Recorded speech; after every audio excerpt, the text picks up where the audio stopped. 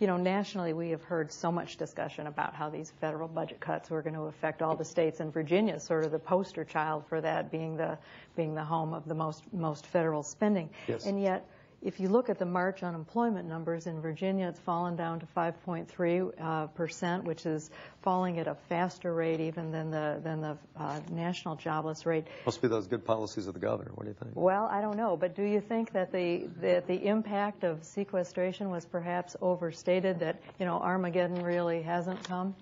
Well, I don't think we ever thought that it was going to be a cliff. It was going to be an event. Sequestration is something, as everybody knows, it's going to take place over a 10-year period. Now, the problem with sequestration is not the amount and the volume of the cut. In fact, sequestration is not even enough. And sequestration is $1.2 billion over 10 years. That's not 1 year of the deficit. And so our problems in America are far bigger than the cuts that are embraced by the sequestration policy. The problem with sequestration is, one, it was inflexible. Two, it was 50% defense. And three, for me, as governor of Virginia, it unfairly hits my state in a way unlike virtually any other state. So my objection was, when you're fighting a two-front war in Afghanistan and Iraq, and you've got uncertainty in the Mideast and North Korea, and you're going to cut half of the nation's, half of the spending cuts that are going to be envisioned are going to come out of the defense sector, that's just bad policy. Secondly, sequestration was on top of about $487 billion of additional defense cuts that took place in the previous couple of years. So for defense, it's $1 trillion over a 10-year period. But with the ending of these two wars, shouldn't defense cuts, you know, be a part of having a responsible fiscal policy? But not half of it. One war arguably is done. The other one certainly is not. They're goals for the future. And, you know, we always talk about recognizing a peace dividend once the peace is there, but there's no peace in Afghanistan at this point. And but to your question about what have we recognized, I mean, long before sequestration went into effect in March, you know, April of this year, we have already started to see the downturn in certain sectors in Virginia, certainly Northern Virginia, in the defense contracting and procurement sector, in the technology sectors, those that you would expect that do a lot of work with the Defense Department. We already started to see the downturn probably 4 or 5 months ago, because people like Newport News Shipbuilding and some of the other major defense contractors, they were already getting the reductions in orders and other things from DOD agencies. So, you know, we've already seen it. We keep going down there and visiting in those towns, trying to look at the impact. And, you know, you talk to people in the towns, and they seem like everything's pretty much okay. Well, it's not on the bottom line, because I can see that, for instance, in I think March and April, we had the first 2 negative overall growth months in Virginia in a long time. I mean, we've had pretty good fortune in Virginia. We've been growing at about 5.5% now for about 3 years. We've had record surpluses totaling about $450 million a year, $1 billion for the last 3 years. So we've managed the fiscal resources pretty well. But what we've seen over the last 6 months is, starting in the fall, of sort of a downturn in those defense and technology and procurement sectors, particularly on a regional basis up in Northern Virginia, Hampton Roads, where you see a lot of the defense contracting. And then the last 2 months, more globally, we've seen a bigger hit. And we had negative revenue growth in February and March in Virginia. And our analysts put a fair amount of that on sequestration. Now, we haven't begun to see the impact yet of the furloughs and what those are going to do. That'll be showing up. That'll show up probably in the April numbers. I mean, some of those numbers have been ratcheted back. We were expecting maybe 22 days. It's now, some of the agencies have ratcheted back to maybe only 14 days. But as people work less, you're going to see less disposable income, and therefore less in the way of tax revenue being paid. We've had 2 really good studies that have been done on sequestration by noted Virginia economists, Dr. Steve Fuller at George Mason University and Dr. Chris Chimura from Chimura Associates in Richmond. And both of them had similar analysis of sequestration.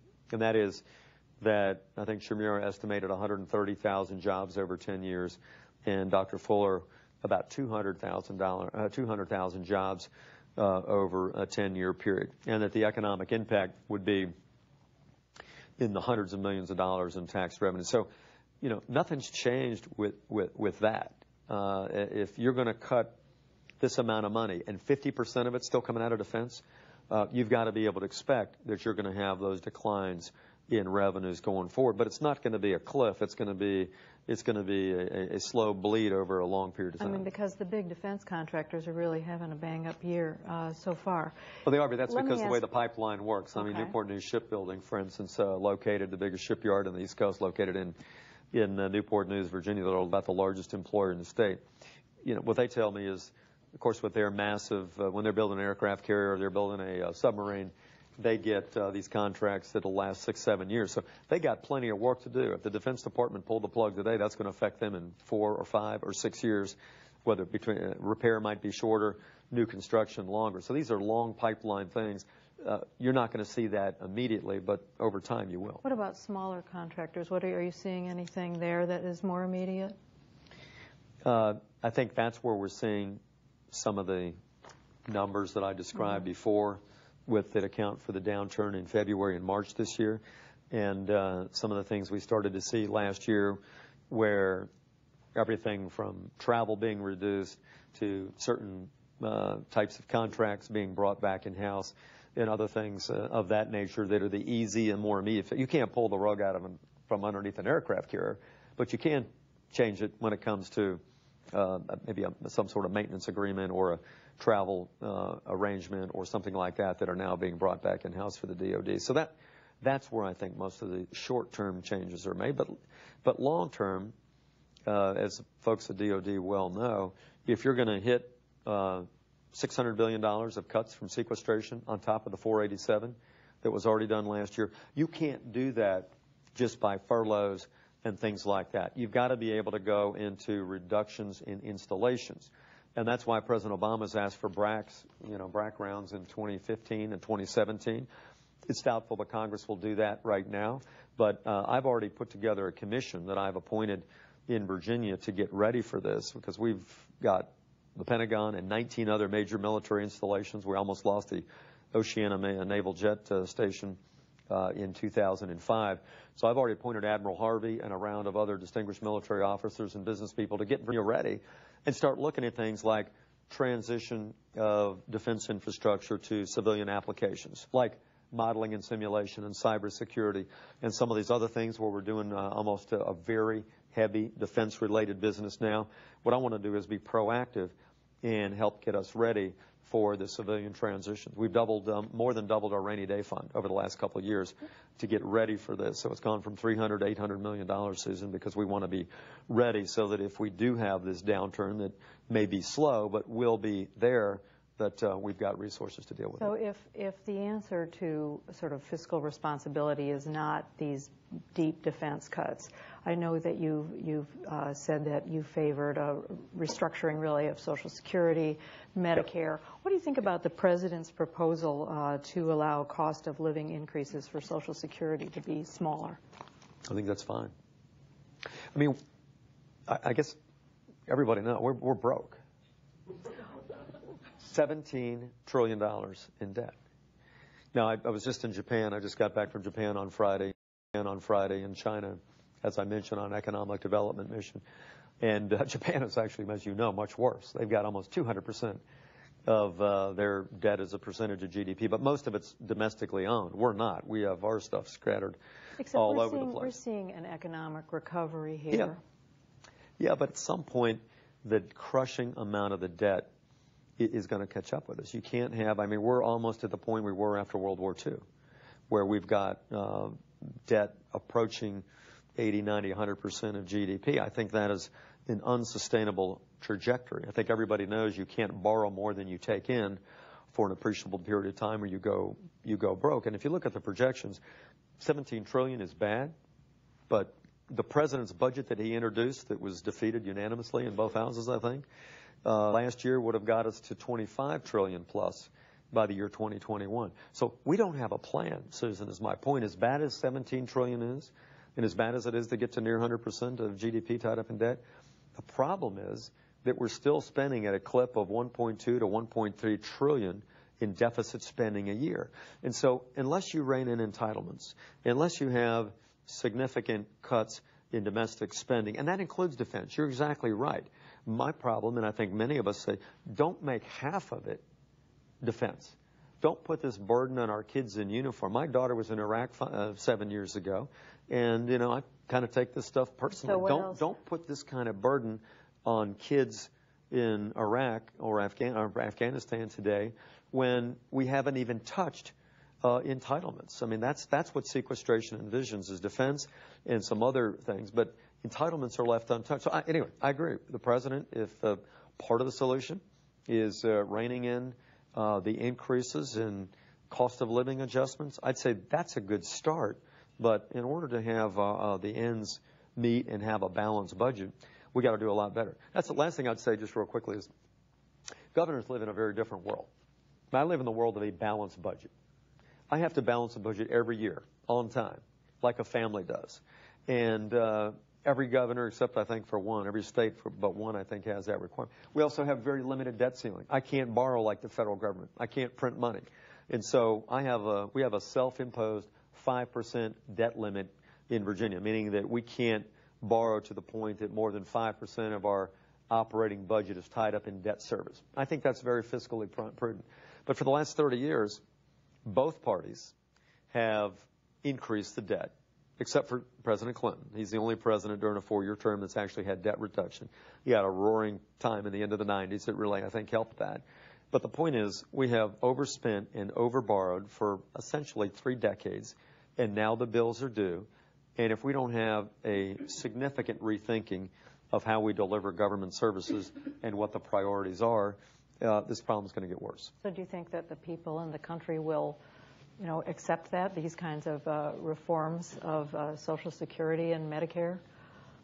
I think if we explain to them what the options are, which is the massive spiraling and increase in debt at $1 trillion plus a year, and that it is just unacceptable to continue to levy this kind of debt on your kids and grandkids for a number of generations, I think they'll get it. Look, Americans in times of trouble have always been willing to sacrifice. I mean, that's my lesson my mom and dad taught me. They're part of that great generation that Tom Brokaw wrote about. And sacrifice is inherent in the American psyche. But you have to be able to explain why, that it's going to be fairly allocated, and that it is going to result in a greater good. And the greater good is the solvency of the United States of America. And I think if properly articulated, people will accept it. Let me ask you about another big topic that'll be playing out in Congress this summer, which is the immigration bill. So we've got this proposal from the Gang of Eight to create a path towards citizenship for about 11 million people who are undocumented immigrants here in the country. Do you support that? I haven't looked at all the details of that. I know the gang had some agreements in principle on some things, but as many of them have said, the devil's in the details on exactly how that works. Here's what I think. One, we're a nation of immigrants. We've had 70, 80 million plus new immigrants to America over the last 100 years. My grandfather came off the boat in 1912 legally and came through Ellis Island, and that's why I'm here. I'm second generation son of an immigrant from County Mayo, Ireland. So that's the story of America, is immigration. I think we ought to embrace it. It engenders cultural diversity, and it creates a great deal of strength to our country. And so our goal ought to be finding ways to increase lawful immigration in the United States, because lawful immigration means people are playing by the rules, that they're paying taxes. But at the same time, we've got a problem where we apparently have somewhere between 12 and 15 million people that are here, either came illegally or their visas or permits or their certificates have expired and now they're here illegally. And everyone knows these people are not going to be rounded up and sent back to their home country. So I think what we have to do as a start, is we've got to find ways to expand the visas and the guest worker permits, because we need more people in specific disciplines to be able to be part of the American economy. And we got to find ways to expand those numbers so more people can be here legally. I think people that come here to study, rather than going back to their home country and competing with us and beating us, I'd sure like to see more people that are college educated in America stay here in America. So we ought to look at those kinds of things. But I do think that the time has come now that presidents for a while now have not been able to get a resolution on this issue, and there seems to be some goodwill in both parties to find a way to make sure that this problem is resolved, and then there's a very clear and enforceable path for everybody going forward, that they know what the rules are and they play by the rules, and we get these reforms done. Let me ask one more question. How important do you think it is for the Republican Party to kind of rebrand itself on issues like immigration or the perception that many women have of the Republican Party following the last election? Well, when you lose, it's not fun. Right. And I think we've done a pretty thorough after-action review. I was chairman of the Republican Governors Association last year, and we obviously worked a lot with other Republican groups to say, why did we win? Why did we lose? And, you know, national politics is different than the state politics. If you look at the statewide elections, the Republicans have actually been doing very well. We have 30 Republican governors, from Virginia to Arizona. The whole swath of the southeast and the southern part of the United States is a sea of red. Well, 180 million people have Republican governors. But Virginia's become a real swing state, with Obama winning the last 2 times, and you know, you winning then, and we'll see what happens in this next governor race. It's a swing state, but you know, it's been a swing state for 35 years. Not in the presidential race. You're correct. It has always been it was a good Republican stronghold. But if you look at the last 10 governor cycles, it's been about half Republican, half Democrat. So at the state level, we've swung. But my point is, at the statewide level, 60% of American states are choosing Republican governors. We picked up more legislatures in the last couple cycles, so that we've got a majority of the legislators that are Republican. So at the government that governs closest to the people, governors, legislators, the Republican Party is doing very well. But at the federal level, yeah, the last 2 cycles, not been good. I mean, you look at President Obama's record going into this last cycle, with a horrible unemployment rate over 8% for virtually his entire term, debt mounting, no problems being resolved, an unpopular health care bill. On paper, there's no way should have lost. But I think they ran a pretty good campaign. I don't like some of the tactics, but I think your point is correct, that there was a branding that stuck, that somehow our party is one that is not sympathetic or in tune with the needs of the middle class, and is not in tune or sympathetic to the needs of women. I find both of those to be inaccurate, Susan, but that was an effective message the president pushed, and you know, I think Governor Romney made a great comeback down the stretch. I don't think the hurricane helped him very much, but all that aside, I'm not making excuses. We've got some work to do, and so that's why you see many of us worked with the party chairman. We did the autopsy of the party to say, what do we do right, what do we do wrong, not just in turnout and technology and other things, but tone and message and substance and grassroots effort. How are we going to do that? I mean, President, look, you got to give the president a lot of credit. We laughed about him being a community organizer. We got to be better community organizers in the Republican Party, because he did a very, very good job. Governor, I can see Peter here has got a lineup of questions for you. Governor, we've got questions not only from the audience, but those watching on Bloomberg.com and on C-SPAN. I'll give you a question on sequestration. Okay. Didn't Virginia disproportionately benefit from prior federal spending? Why shouldn't Virginia, like Maryland, bear disproportionate costs? We clearly are at the top of the list when it comes to defense procurement. Home of the Pentagon, 19 military bases, 140,000 active duty, 830,000 veterans in Virginia. We've had a 200-year love affair with the military. I'm really proud of my state, of being a veteran-friendly and military state. So, sure, we benefit. But my point is, from a national security standpoint, sequestration wasn't a good policy for our kids in Afghanistan. And secondly, this, as governor of Virginia, I am provincial, and when those kinds of defense policies or national policies disproportionately affect Virginia, I'm certainly going to speak out about it. But the biggest issue is this policy of sequestration was really never supposed to go into effect. I think everybody knows it was supposed to be a hammer, a sword of Damocles over Congress to force them to get a deal done over 18 months, and they failed to get it done. And I think the president failed to lead to be able to get that done. So my real objection, while it is, yes, in part provincial because I'm a governor of Virginia, but it's you can't honestly fix the fiscal problems of America if you're only going to cut defense and certain other domestic programs and leave entitlements off the table. That's not an honest conversation. There's a related question here that is along the same lines.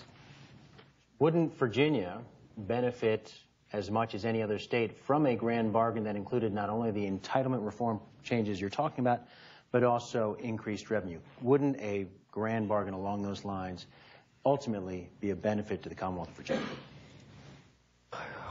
Not a lot of specifics there, but... Look, I advocated this year, and we passed a rather historic transportation bill that finally fixed I think the long-term revenue resources for congestion in Northern Virginia. How many of you live in Northern Virginia? How many of you like that traffic? That's what I thought. So it's the most congested part of the country. So I got a bill passed that did dramatic reform of our VDOT. We used general fund. We did all kinds of other things. But it's had some revenue increases in it. Yeah. I'd like to call them revenue increases. Okay. But anyway, and particularly for Northern Virginia and Hampton Roads, because that's where the greatest needs are. So when you've exhausted all other avenues and you've managed things well, and you got a AAA bond rating like we do, and the president helped to lose for the country, or the Congress and the president lost for America, when you've done everything else you can and you make the case to the people that there's no other alternative other than some revenues, I think the answer is yes. When you're borrowing and spending the way I think most people believe that the United States has over the last 30 years, and it's been a bipartisan challenge in managing spending well, I think the case has not been made yet by the United States Congress or the president that the only option now is revenue increase. I think that's the difference, is have you managed the resources well? If so, then we'll give you more. But if you haven't, and you haven't for maybe a couple of decades, then people want to say, well, you go in and fix and reform and change regulations and cut spending and fix programs and cut waste, and then come back and talk to me. That's what I hear from citizens in Virginia, particularly middle-class citizens, on this question of federal revenues. Clock is winding down here. Susan, I'm going to throw in one question as someone who used to be a local reporter covering Virginia politics for a long time. Is it time for Virginia to reassess the one-term limit on governors? Well, with every passing day, I think the answer is yes for me, because, no, I mean, hey, there's advantages and disadvantages. I thought it's a very good question. I did support a bill this year to change the Constitution, passed the Senate, killed in the House.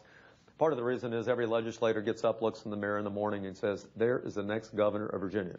And so if you double the term, you cut their chances in half. I think that may be part of it. But look, there are some advantages, I have to say, in retrospect now, as I've just finished my fourth session. I've got, number one, a great sense of urgency of getting things done. And it allows me to fire under my team and my staff to tell them we've got to get things done and get stuff accomplished now. Secondly, it does reduce some of the political pressure in a way, because I'm not running for re-election. I'm just trying to get things done and fix problems and find solutions and create jobs and create opportunities and expand the American dream for people in Virginia. That's what drives me. That's why I ran for governor, so I don't have to worry about a campaign per se. On the other hand, it creates a pretty significant lack of continuity. You cede power to the legislature. You cede power to unelected people within the executive branch that transcend administrations. And it's hard. You know, I've been in office 22 years. So, I mean, I had a pretty good head start after 18 years in office to go in and be governor.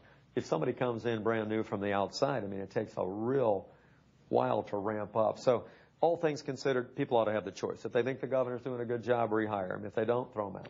Well, let me just ask real quick. So every Virginia governor just, it seems like, looks in the mirror and says, there's the next U.S. senator. So, I mean, is that what you think? No. Well, what are you going to do? Right now, I've got my daughter's wedding, and then I got... That's a full-time job, right? well, it's my oldest daughter, little girl, was in Iraq 7 years ago, and I'm really happy for her, so that's coming up in a week. And then, I've got a couple other administrative projects that I'm looking at of things we're doing with major retooling of our regulations and some other things we'd like to do. The restoration of rights, I'd like to improve that and streamline that, make that a little better. I've restored more rights than any governor in history in Virginia, but I'd like to make that a little fairer and faster still. So I've got some administrative projects, but I learned as a young lieutenant in the Army, if you look at the hill too far down the road, you miss the mission in front of you and taking the immediate hill. Right now, I've got plenty to do to keep me busy, and I'll worry about that later on. Yeah. With that, Governor, thank you for the time. You. Appreciate it. Susan, thank you for leading that.